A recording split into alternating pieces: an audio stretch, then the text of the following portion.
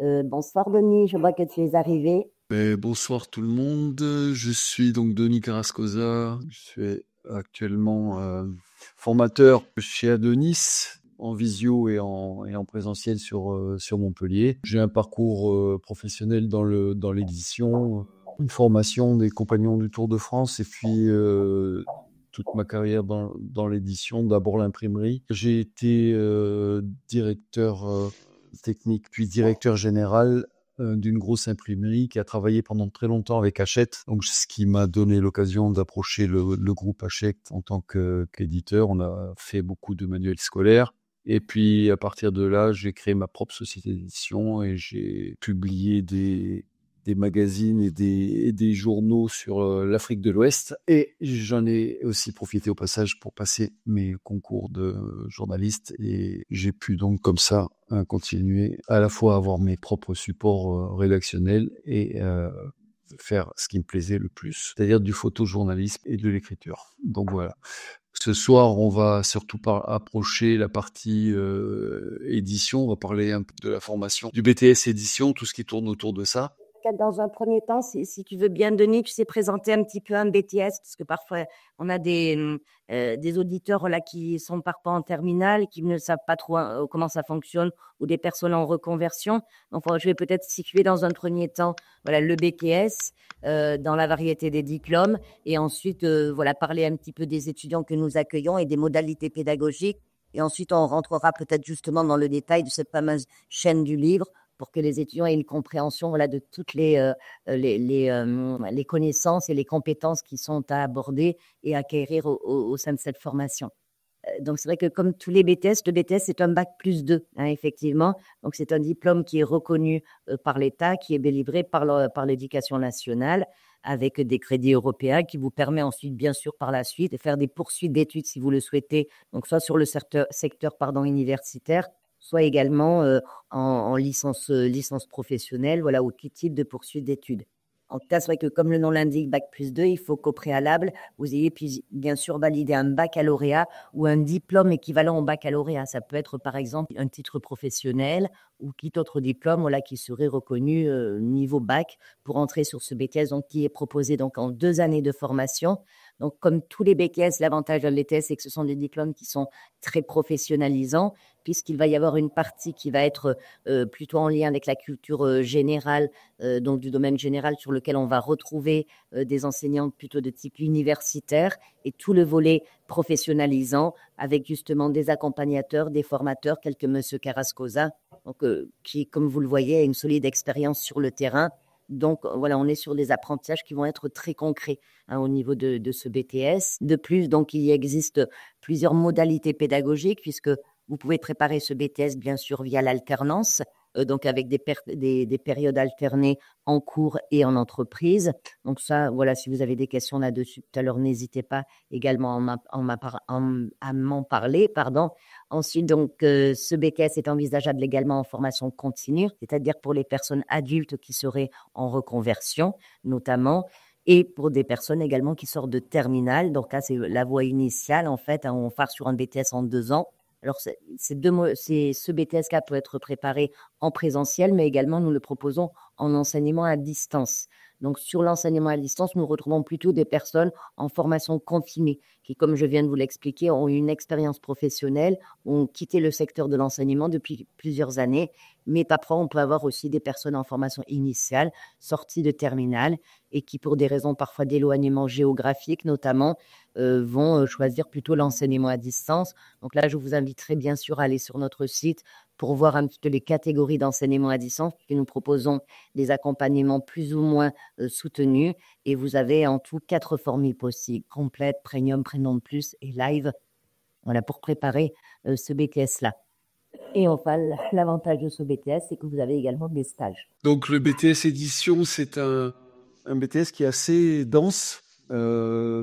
Il y a on aborde beaucoup de thématiques. Il faut savoir que l'édition, c'est un métier qui est en tension, c'est-à-dire qu'il n'y a il y a pas assez de professionnels formés. L'avènement du numérique, contrairement à ce qu'on peut imaginer, a augmenté le nombre de lecteurs de l'ordre de à peu près 30%. Alors bien sûr, c'est pas que des lecteurs papier, beaucoup de lecteurs numériques. Néanmoins, depuis une vingtaine d'années, le marché du livre est stable en volume papier. La partie numérique, elle a explosé. Les métiers de l'édition, c'est un métier qui a besoin de professionnels. Il n'y a pas assez de formation actuellement, c'est-à-dire que le nombre de cadres correctement formés dans ce métier est largement insuffisant. Ça veut dire qu'en général, il n'y a pas de véritables problèmes pour trouver du travail dans ce genre de filière. D'autant plus que pendant les 2 années, on aborde quasiment tous les métiers. On forme pas des spécialistes dans chaque métier, bien sûr, mais on aborde tous les métiers intermédiaires, depuis la rédaction des textes jusqu'à l'impression, en passant par la correction, la maquette, la photogravure, la photographie, toutes les problématiques liées à l'image, etc., etc. Tous ces métiers-là sont abordés dans le cadre du BTS, et c'est pour ça que je disais en début d'intervention que c'était un BTS touffu, dans la mesure où il y a quand même pas mal de choses à apprendre en si peu de temps, je dirais. L'autre avantage de ce BTS, c'est que justement le fait d'aborder tous ces métiers, il y a beaucoup d'élèves qui se rendent compte qu'il y en a une des spécialités qui les intéresse plus que les autres, et du coup, une fois qu'ils ont leur diplôme, ils renouvellent pour 1 an ou 2 pour se spécialiser justement dans un des secteurs qu'on a pu aborder. Alors, le BTS se prépare en 2 années. La première année, elle est un peu générale, dans la mesure où on aborde justement les grandes lignes de tous les différents secteurs de l'édition. Et la deuxième année, elle est un peu plus spécifique, dans la mesure où on va se concentrer un peu plus sur l'aspect fabrication, c'est-à-dire que on va rentrer un peu plus concrètement dans le vif du sujet. Qu'est-ce que c'est que le livre? Comment on mène un livre de A à Z, depuis la conception jusqu'à sa distribution, y compris la commercialisation et la distribution. On regarde aussi de très près comment on fait les liens justement entre ces différents métiers qui sont très différents les uns des autres, pas forcément pour eux d'ailleurs. Alors, au niveau des matières, donc c'est vrai que vous avez donc toutes les matières professionnalisantes dont vous parlez, Denis, donc qui sont la partie effectivement édition, conception graphique est très importante, informatique appliquée, on en reparlera peut-être tout à l'heure, mais les aspects numériques sont de plus en plus importants. J'imagine, Denis, que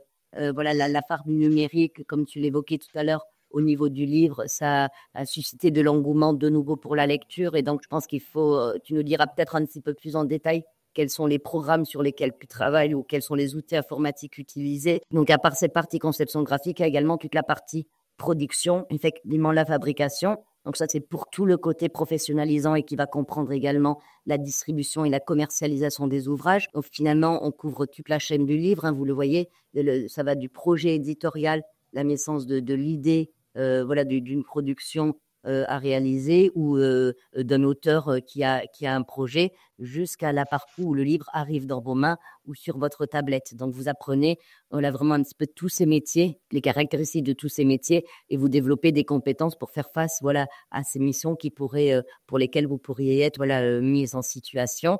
Et ensuite, il y a une petite partie plus généraliste, on le disait tout à l'heure, avec la culture générale et les langues. Donc, la culture G, c'est une épreuve de français, et ensuite, ce sont des langues. En général, c'est anglais, espagnol, sur lequel vous avez également un oral à passer. Après, concernant les épreuves, même à l'examen, Denis, est-ce que tu pourrais, comme on va peut-être faire un petit focus sur, comme tu avais commencé, sur les matières et la philosophie de ces 2 années, peut-être première année plus généraliste et plus spécialisée en deuxième année. Au niveau des épreuves, quelles sont les difficultés finalement que peuvent rencontrer les étudiants, ou les difficultés Alors des difficultés, un peu, je pense qu'un peu comme dans toutes les études, à partir du moment où les étudiants sont un peu volontaires, il y en a pas vraiment, dans la mesure où il y a un encadrement qui est quand même assez serré. C'est-à-dire que on suit les élèves de près. C'est quand même, enfin, je trouve que c'est une chance juste d'avoir d'être dans ce genre d'école à dimension humaine. On peut suivre de très près donc les progrès des élèves. On a du matériel quand même assez performant, des Mac pour toute la partie numérique. Et en fait, la grosse difficulté, ça va être la deuxième année, de concevoir un projet professionnel. C'est-à-dire que on vous met en situation dès le début de l'année. D'ailleurs, on commence même en fin de première année parce que la deuxième année va être un peu dense. Donc, pour pas trop mettre tout en même temps, on commence un petit peu en fin d'année, mais c'est surtout en début de première année de deuxième année, pardon, qu'on va attaquer de près ce projet professionnel. Alors, quoi ça consiste? Eh ben, tout simplement, vous devez chaque élève doit concevoir un projet éditorial de A à Z. Quand je dis de A à Z, c'est depuis la partie rédactionnelle jusqu'à sa réalisation finale. Alors bien sûr, on lui demande pas de fabriquer un livre avec toutes ses pages et toutes ses couvertures en conditions réelles, mais la conception éditoriale, rédactionnelle, visuelle, les qualités de papier, les difficultés techniques de façonnage, etc., etc., elles seront traitées, ce qui permet à la fois d'aborder tous ces sujets tout au long de l'année et en même temps de mettre en pratique les choses qui ont été vues en cours. Et ça permet aussi de juger de l'autonomie parce que un brevet de technicien supérieur dans cette branche-là, c'est pas pris à la légère dans la mesure où justement je vous disais que on manque un peu de gens formés dans ces spécialités et donc on attend quand même d'un diplômé qu'il ait tout un arc de compétences et qu'il soit capable justement de se débrouiller dans ce secteur. L'édition, c'est quelque chose qui est pas si simple dans la mesure où on est un peu les chefs d'orchestre d'une dizaine, quinzaine de métiers différents. On suit les dossiers du début jusqu'à la fin et on est aussi responsable d'éventuelles malfaçons. Ça veut dire qu'il faut vraiment suivre de très près tout ce qui se passe. La difficulté de la deuxième année, elle est souvent qu'il y a un monde entre la partie qui attire les jeunes qui rentrent dans cette filière. En général, c'est justement tout ce qui tourne autour de la littérature, etc., etc. Et le contraste avec la réalité, c'est-à-dire que la littérature, c'est une chose, mais quand il faut fabriquer le livre, on est quand même confronté à des réalités techniques, on est confronté à l'industrie, hein, parce qu'il faut pas rêver. L'édition, c'est un métier comme un autre, c'est-à-dire que c'est une activité où le but de chacun, c'est quand même de gagner de l'argent. C'est là qu'on se retrouve avec les premières véritables difficultés, c'est-à-dire passer un peu du rêve à la réalité, parce que c'est vrai que là, il y a un monde entre l'édition et la littérature, c'est pas tout à fait la même chose. Tout à fait. Après, ces contraintes techniques, que vous pouvez rencontrer, vous les mettez en application aussi à travers les stages. Alors, bien sûr, pour les personnes qui sont en alternance, bien évidemment, et vous pouvez éprouver ça, sur le terrain lors des stages. Donc, les stages sont d'une durée de 4 semaines en première année et 4 semaines en deuxième année. Hein, et c'est donc à partir justement de ces stages-là que vous allez pouvoir monter un des dossiers et l'autre dossier étant un dossier plus professionnel, hein, bien évidemment, mais le dossier personnel émanera bien sûr de ce terrain soit d'alternance, soit de ce terrain de stage. Alors, au niveau informatique, on l'évoquait tout à l'heure, Denis, est-ce qu'il faut avoir déjà des bases, outre la passion bien sûr pour l'édition, des qualités quand même, j'imagine, rédactionnelles, orthographiques, grammaticales. Est-ce que les bases sont prises dès le début sur ce BTS-là? Alors, il y a pas besoin d'avoir des bases en informatique. C'est-à-dire que justement, on a de l'informatique appliquée. C'est-à-dire que, bien entendu, toute la théorie, la partie théorique de l'édition, on la met en application avec les outils qui sont les outils qui nous correspondent, essentiellement effectivement l'ordinateur. On part du principe que les élèves démarrent à zéro, c'est-à-dire que on sait bien que le profil des élèves qui rentrent en BTS édition n'est pas du tout un profil formé aux nouvelles technologies, même si ça arrive, mais en général c'est quand même assez succinct, c'est-à-dire savoir utiliser un traitement de texte et un tableur, par exemple. Mais même certains élèves qui savent même pas ça. J'ai même des élèves qui ne font pas la différence entre un Mac et un PC. Donc, mais ça pose vraiment pas de problème dans la mesure où justement on forme les élèves à ça. Alors, on va pas en faire des informaticiens, bien sûr, mais en tout cas, ils sauront utiliser les outils sans problème.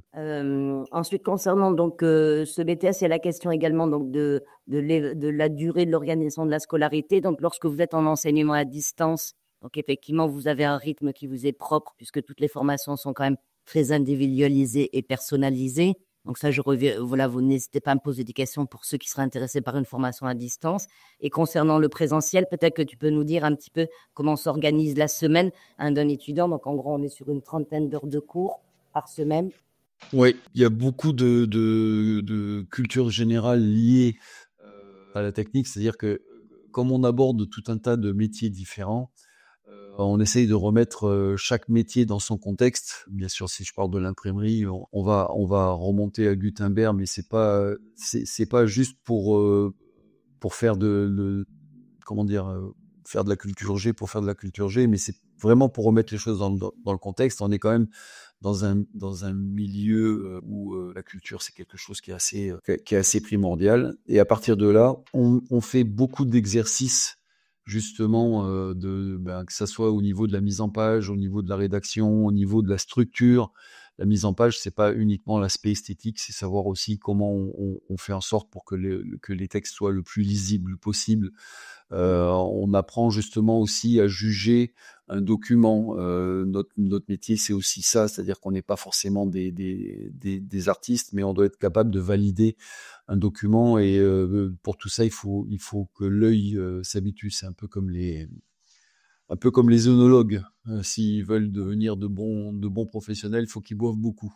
Nous, on leur montre beaucoup aussi de mise en page, et on leur apprend à trancher, à déterminer ce qui a été fait professionnellement, et pas se laisser éblouir uniquement par l'aspect des jolies images ou des jolies photos. Ça, c'est pas forcément ça qui va faire que le document sera de meilleure qualité.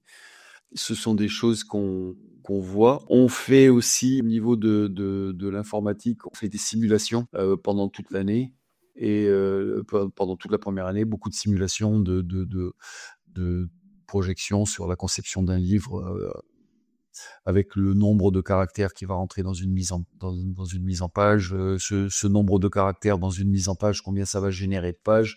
Et ensuite, l'année d'après, avec toutes ces pages, il va falloir acheter le papier, le plier, le façonner, et là on revient dans la réalité de ce que c'est que ce métier de l'édition. Donc voilà, il y a toujours cette navigation entre les parties les plus théoriques et les parties pratiques. D'ailleurs, vos stages peuvent se faire dans différents milieux, hein. C'est vrai que nous ne l'avons pas précisé, mais en revanche, tout ce qui est stage et alternance ne sont pas validés par le rectorat, les librairies et les bibliothèques, qui pourtant peuvent être aussi des finalités en termes de débouchés professionnels à l'issue de votre BTS en édition.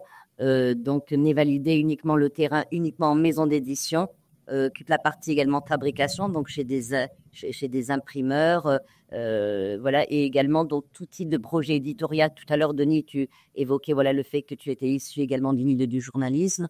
Donc, bien sûr, ça peut être le milieu du journalisme ou tout type d'association ou de structure ayant un projet éditorial pour communiquer soit avec des usagers. Voilà, comme tu l'évoquais, il n'y a pas que la littérature, que les mangas, voilà, même si vous arrivez tous, bien sûr, avec vos passions littéraires, et c'est ce qui fait, voilà, de vous, en général, des étudiants très motivés et studieux. Mais voyez que le domaine est quand même est assez large, mais il ne faut pas compter le domaine, voilà, de la commercialisation, ni pour les stages, ni pour l'alternance. Alors, la spécialisation, Denis, donc peut se faire à travers quoi? On voit, enfin, en pressant en tout cas, que ça va être très généraliste quand même, ce BTS. On va toucher un petit peu à toutes les étapes du travail avec l'auteur, la fabrication, etc. Après, qu'est-ce qu'on peut faire si on souhaite se spécialiser dans un domaine ou un autre après un BTS en édition? Alors, il y a des CAP pour les parties, toutes les parties qui sont un peu artisanales, c'est-à-dire par exemple la reliure, ce sont des spécialités. Il y a pas mal d'élèves qui bifurquent là-dessus, parce que c'est une espèce de retour aux sources. La reliure en CAP, c'est vraiment la manipulation des matières premières, etc., etc. La relecture, par exemple, ça va demander une licence encore 2 ans. Relecture et correction. Les relecteurs professionnels aussi sont très recherchés, et j'en ai quasiment tous les ans qui se spécialisent là-dedans. Donc là, c'est encore une licence, donc il y a encore quelques années après, on peut continuer en master. Après, dans les débouchés, dans les spécialisations, il y a tout ce qui touche à l'iconographie, que ce soit la photographie, la photogravure, tout ce qui va aller au niveau de la retouche d'image, les incorporations, ça fait partie aussi des branches où il y a des spécialisations. Il y a tout ce qui touche à la maquette, alors de près ou de loin, je dis parce que c'est pas juste la publication assistée par ordinateur, parce que dès qu'on touche à la maquette, s'il y a de la création, là on va être plutôt au niveau des arts graphiques, donc c'est plutôt des écoles de style Beaux-Arts et compagnie. Mais tout ce qui est plus technique, ça va être la photogravure, etc., etc. Oui, tu veux dire quelque chose, Corinne? Non, vraiment, voilà, tous les métiers de designer graphique, voilà, sont aussi, voilà, il y a pas mal de licences pro dans le domaine. On propose un titre pro de designer graphique, voilà, que vous pouvez après, bien sûr, faire après un BTS. Alors, en général, là, ce sont des spécialisations d'une année, en gros, hein, je pense, pour la majorité de ce que l'on vient de citer. Après, il y a toute la partie industrielle aussi, hein, que ça soit dans l'imprimerie ou le façonnage. Je parlais de la reliure tout à l'heure, mais le CAP de reliure, c'est pas pour de la reliure industrielle, c'est pour de la reliure artisanale. Mais il y a aussi de la reliure industrielle. Il y a tout ce qui est montage. Il y a bien sûr les conducteurs offset. Il y a toutes les techniques d'impression haut de gamme comme la lithographie, la sérigraphie, etc. Donc tout ça, c'est des débouchés qui sont ouverts avec un BTS édition. Sinon, proprement, sans continuer les études, il y a aussi tous les postes de bibliothécaire, libraire, etc., etc. Tout à fait. Alors après, c'est vrai qu'il faut que vous soyez quand même très actif, hein, sur vos recherches de stage. Je pense que c'est pas toujours évident, hein. Vous avez vu quelqu'un qui cherche, voilà, un stage dans le domaine du commerce, ça va être facile. Il y a énormément de structures d'accueil possibles. En édition, c'est vrai que vous êtes sollicité très tôt par le professeur principal, justement, pour vous mettre en recherche de stage. Donc, un stage la première année, plutôt en fin d'année. Donc, ça vous laisse le temps de découvrir le secteur, de faire, voilà, votre prospection. Vous êtes bien sûr accompagné et tutoré par les profs au niveau de votre CV. On vous partage également, bien sûr, notre fichier de professionnels avec lesquels on est en partenariat habituellement. Et ensuite, les stages de deuxième année qui sont font plutôt en milieu de deuxième année.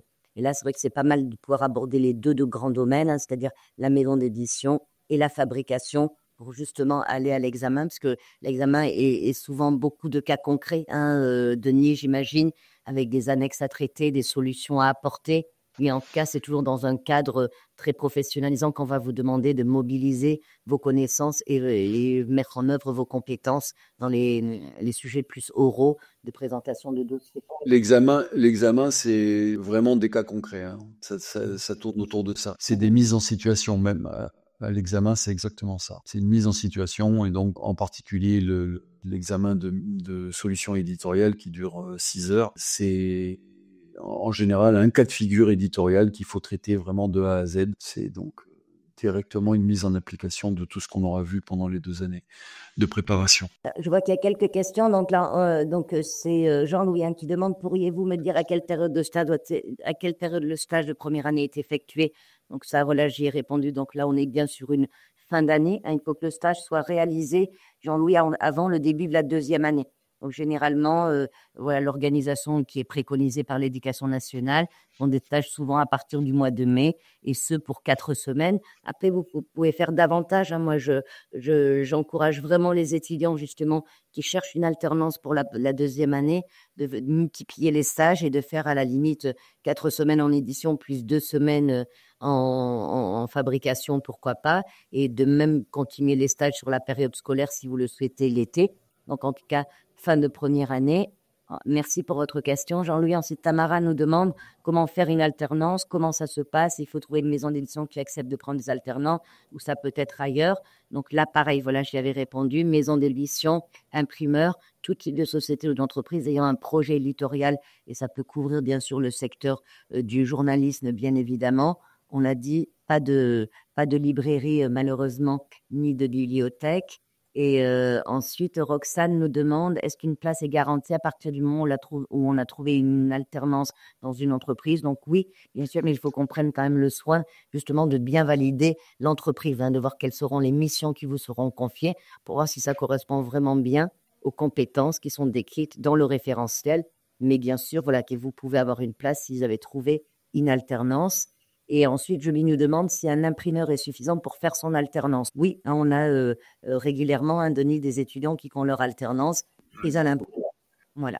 Donc après la maison d'édition, vous le découvrez. En revanche, toutes les maisons toutes les missions qui sont réalisées en maison d'édition, vous le découvrez à travers vos cours. Donc il n'y a pas de souci là-dessus. Et donc Roxane nous demande si l'école fournit-elle des documents spécifiques à l'entreprise pour la mise en place du contrat d'apprentissage. Donc oui, vous avez une assistance juridique sur l'accompagnement, sur l'alternance. C'est-à-dire que lorsque vous avez trouvé l'alternance, bien sûr, c'est l'école qui prend en charge tous les aspects, je dirais, organisationnels, c'est-à-dire contact avec l'OPCO, la mise en place du CERPA, du contrat de travail, etc. Ça, c'est entièrement fait par nos services pour aider le plus possible l'employeur.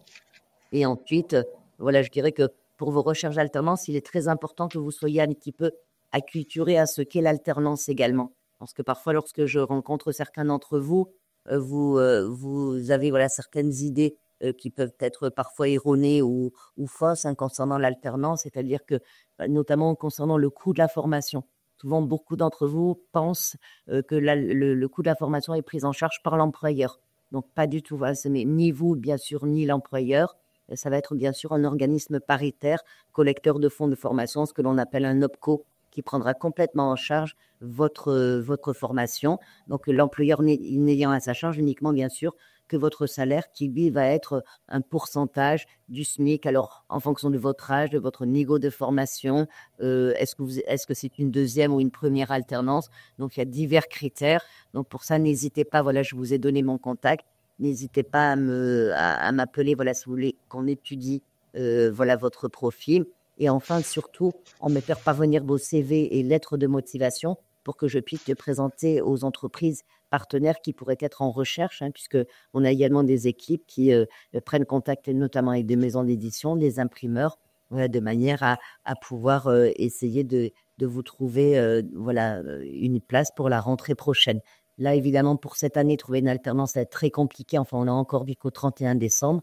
Maintenant, il va falloir plutôt se projeter sur des recherches qui vont commencer en février pour aboutir après en septembre.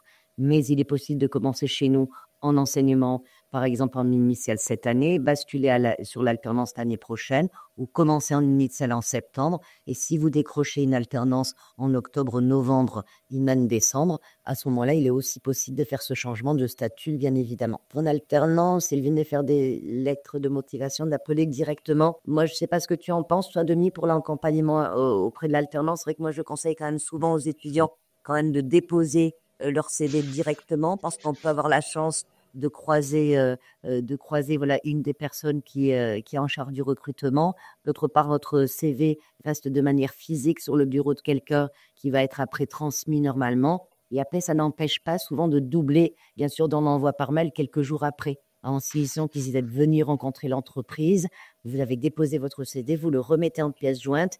Et après, parfois, une petite astuce, je me dis que ça peut faire un peu aussi la différence.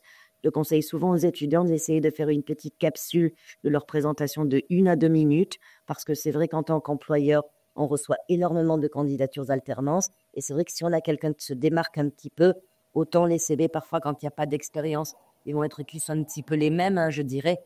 Autant on peut voilà, prendre 2 petites minutes pour regarder une vidéo que nous aurait envoyée un étudiant. Ça peut être original également. Donc, bien sûr, il faut que ce soit bien fait, voilà, où vous mettez bien sûr bien en avant vos qualités, vos compétences déjà acquises, parce que là, que ce soit sur le terrain de l'informatique, votre élocution, vos qualités littéraires ou autres, voilà, il y a toujours votre curiosité, votre goût pour tel ou tel style voilà, d'ouvrage, voilà, doit être mis en avant, parce que n'oubliez pas que les entreprises, ce ne sont pas des mécènes. Vous n'allez pas simplement pouvoir leur dire, là, j'aimerais travailler avec vous, donnez-moi ma chance. Un employeur vous prendra toujours ce qu'il estime que derrière, il va y avoir une collaboration qui sera fructueuse, surtout pour lui. Je ne sais pas si tu peux donner, toi, d'autres conseils, Denis, voilà, pour les aider. Non, je pense qu'il vaut mieux trop que pas assez à la limite, mais effectivement, déposer son CV, je pense que c'est une bonne démarche. Et de toute façon, repasser un coup de fil derrière. C'est pas ou l'un ou l'autre, à mon avis, il faut faire les deux. Et bon, c'est pas toujours évident d'aller déposer soi-même son CV géographiquement, c'est pas. Mais dans tous les cas, ce qui est sûr, c'est qu'il faut pas se contenter de juste envoyer un CV. Au pire, un petit rappel. Voilà, la relance téléphonique et Ouais, ensuite, c'est pour certains, voilà, qui seraient pas en emploi, vous avez aussi, vous savez, les missions locales, etc. Ou même parfois les France Travail pour ceux qui seraient voilà, sur une réorientation ou reconversion, qui peuvent vous donner également des conventions de stage. Donc, vous pouvez aussi tout à fait proposer de venir passer une semaine dans l'entreprise.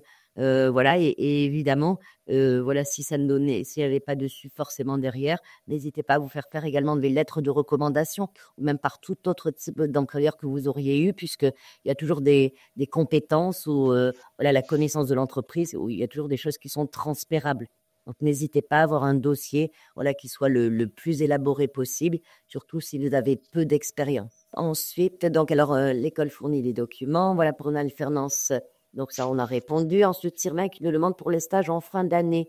De première année, peut-on le faire en librairie ou uniquement en maison d'édition d'imprimerie? Donc oui, Sylvain, c'est uniquement maison d'édition, imprimerie dans un secteur où il y a un projet éditorial. Mais ça ne sera pas validé ni en librairie, ni en bibliothèque. Hein. Donc, c'est vrai pour les stages et c'est vrai pour l'alternance également. Ensuite, Julie nous demande, donc, si j'ai bien compris, ni nous, ni notre entreprise paye notre formation. Absolument, Julie. Hein, donc, c'est un OPCO. N'hésitez pas à aller vous renseigner un petit peu ou à nous repasser un petit coup de fil parce que le jour d'un potentiel entretien avec un employeur, il est important que vous sachiez quelle va être votre rémunération pour pouvoir en parler, bien sûr, avec l'employeur et essayer de valoriser justement votre candidature par rapport à cela. Appelez-nous également avant pour qu'on vous reparle un petit peu du rythme de l'alternance puisqu'on est plutôt sur 2 jours, 3 jours. Mais pour les étudiants à distance, il y a par exemple une grande souplesse dans le domaine puisque vous pouvez faire une semaine, 15 jours, ou voilà, ça peut être tout à fait adaptable puisque vous n'êtes pas en cours directement. Ça, c'est un atout également pour votre candidature. Et ensuite, bien sûr, bien signaler à l'entreprise si elle ne connaissait pas ce concept d'alternance, bien lui dire que bien sûr, la formation n'est pas à sa charge. Et à la vôtre non plus, Julie, je confirme. Et Roxane qui me demande si on a les dates des prochaines des prochaines portes ouvertes. Alors oui, vous les avez sur le site. Alors là, je ne les ai pas en tête, Roxane. Vous les avez sur le site. Si vous ne les trouvez pas, n'hésitez pas à me faire un petit mail. Je vous renvoie également voilà, mon contact mail. Comme ça, je vous les adresserai. Vous pourrez spécifier voilà, sur quelle ville, par quelle ville vous êtes intéressé, bien évidemment, ou si c'est pour de l'enseignement à distance, puisqu'il y aura prochainement également des visios sur toutes les formations et un peu plus de détails sur les modalités pédagogiques d'enseignement à distance. Voilà, je n'ai pas d'autres questions. Je vois Denis. Voilà, je crois qu'on a fait à peu près le tour voilà, de cette formation. Est-ce que tu souhaitais peut-être rajouter quelque chose voilà, sur les qualités peut-être attendues au démarrage de cette formation, même si après vous êtes là pour acquérir bien sûr tout ça, hein, que ce soit la méthode de travail, de la maturité sur certaines choses et bien sûr voilà, toutes les compétences dont on parlait tout à l'heure à l'apprend informatique, etc.